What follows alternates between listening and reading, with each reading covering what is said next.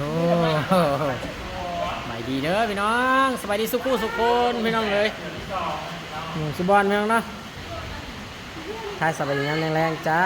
พี่น้องเวียนหาห้อยเลยเป็ดเขย่าฝีมือลุงเทนเป็ดเขย่าฝีมือพ่อลุงเทนมาแต่สุรินทร์พี่น้องเลยเดี๋ยวพี่น้องมาเด้อทั้งเดียวกันเลิศนี่ลูกแปดรอบสองกันพี่น้องเด้อรอบแรกเขากินไปแล้วรอบแรกกินไปแล้วปนจิรออย่าโทษด้วยแปดแกงหน่อไม้รอบที่สองกินข้าววันละ4-5 รอบนะพี่น้องนะเมื่อสีหิวเลยพี่น้องเด้อกินน้ำกันอะไรพี่น้องเลยนี่ยังก็กินเดี๋ยวพี่น้องเด้อลุงเทนมาเลยลุงเทนใช้น้องโน่น้องล่างใช้หน่อยแม่มานั่งเด้อ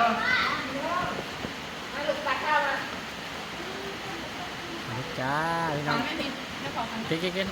สองมองอุ่นรอบแรกเนาะรอบสองไม่ได้แม่มากินถึงแล้วแม่แซ่บอยู่วะแม่มากินข้าวมาหยกจอกพี่นะแม่ยกบ้านนะซ่าแม่ยกมากินน้ำตาลเพ่หยกมาพี่เขาหยกมาพี่นั่งนั่งต่อกันอย่างนี้ต่อกันอย่างนี้ยกมาพี่ค่ะเฮ้ย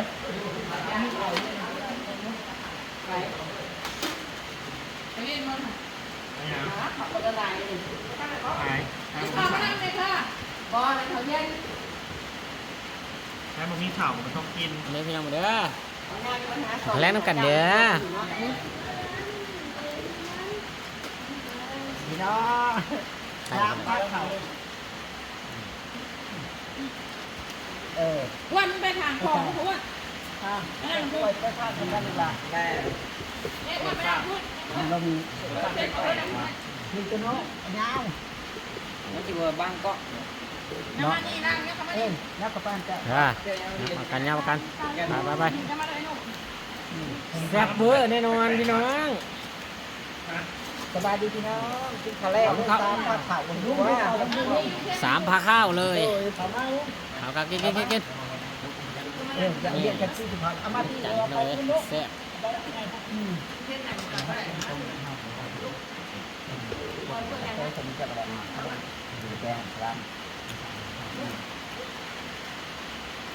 แซ่บเบอร์แน่นอนมาเด้อพี่น้องมาเด้อ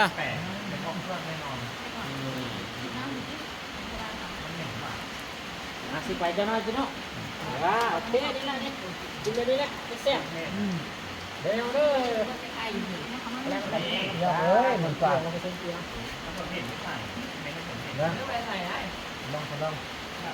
เป็ดเขย่า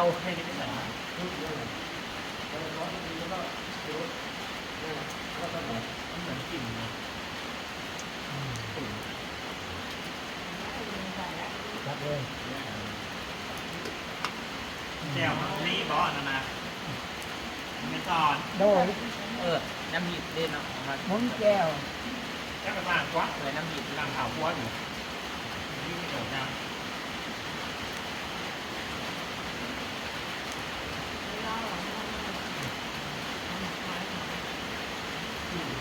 ขาดไปเลยขาดเบิร์เนี่ย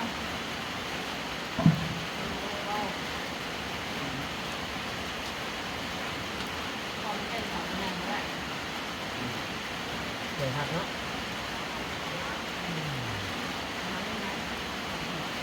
เดี๋ยวหักหางเลย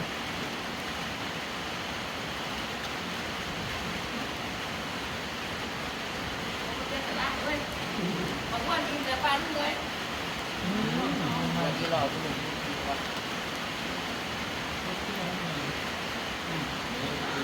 ข้าวปลา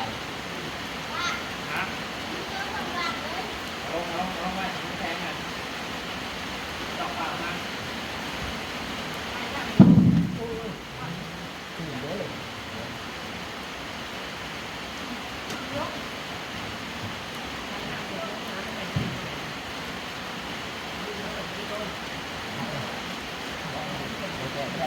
แกะอยู่เนาะนี่แกะ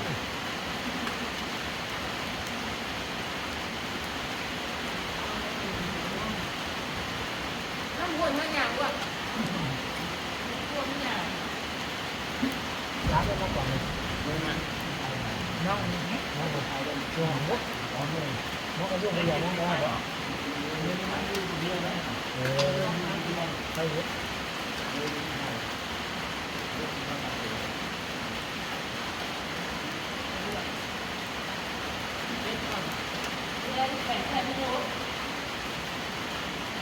ทำแม่เขาลูกแฝดแม่เขาคือพ่อ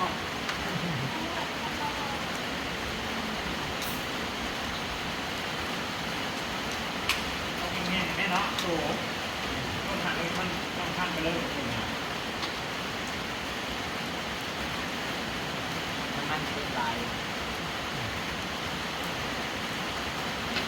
มัน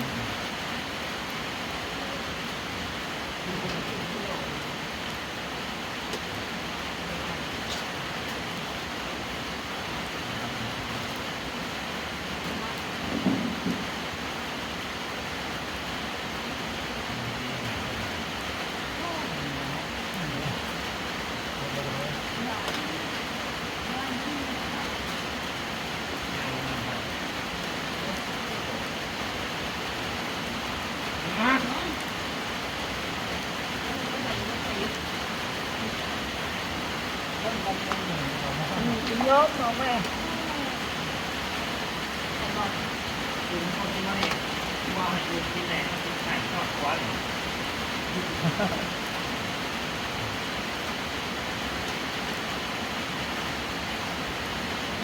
ดอกนี่นี่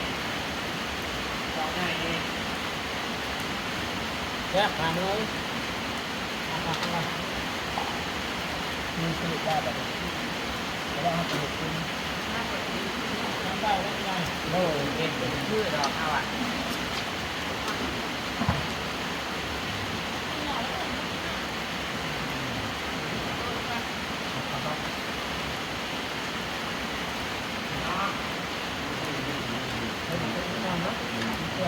กินทอดตัว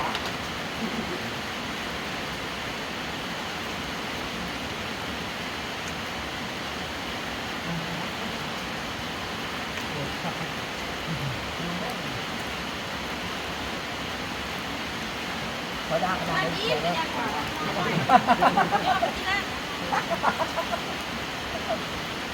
เนี่ยคอย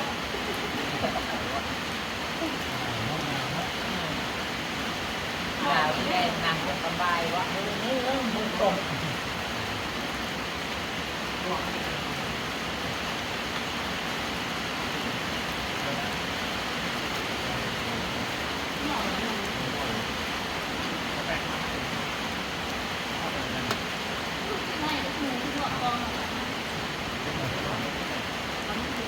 แล้วมันหาที่ให้อ้อม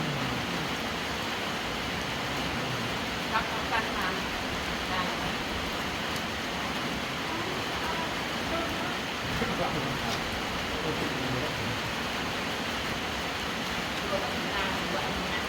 ปลาไก่หัวโตไปเดี๋ยวเราแก้ทางเนาะเพราะมันจะแก้ทางเราก็เป็นแบบเขาเนื้อมันเล็ก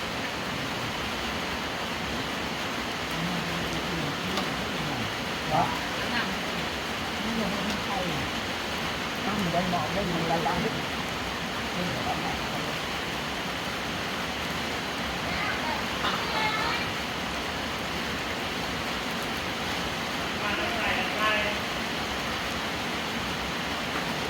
เติมมาไก่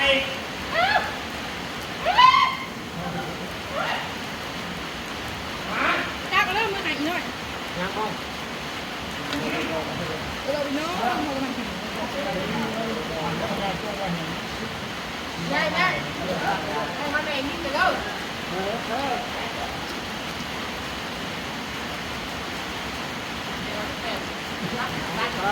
ไปนี่ไง แม